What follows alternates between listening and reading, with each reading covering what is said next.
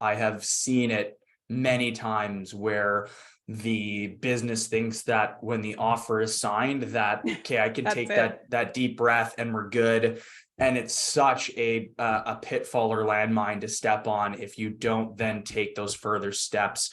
I've had some clients that have revitalized my internal process when I saw what they did. And I was like, oh my God, this is amazing. I had one client and we now embrace this. They send this massive email to the person, but it's easy to read. It's got great content in there. Some of the questions are like, do you need anything from an accessibility standpoint? Yes. And I'd never seen a company ask that before. And I was like, that's such a great question to ask somebody.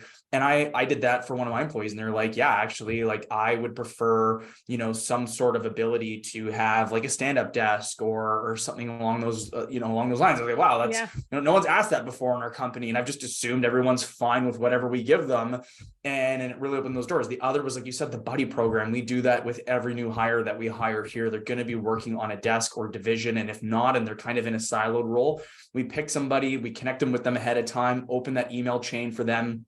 And that person takes this individual out for lunch on their first day, which I thought was such like a great way to help them just feel more comfortable with the team, be able to ask some questions. Yeah.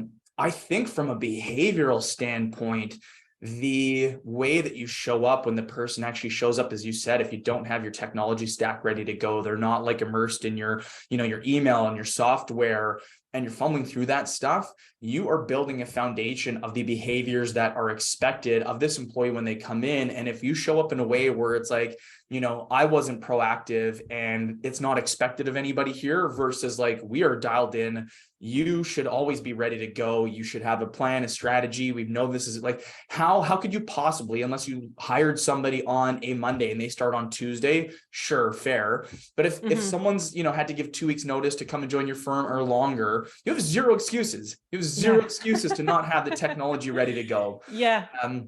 And then as the last one, further, echo what you were saying, I think like the swag piece is easily like a great way to just be like prideful in who you are and your company, and be like, I'm assuming will be excited that you're joining this new company, and probably excited that this is a great company to work for. And if you got something to rep that brand, that you're going to, and you're going to show your friends, and they're going to be like, oh, what's this? And you're like, oh, that's a new company that I'm working for. And they sent me this shirt.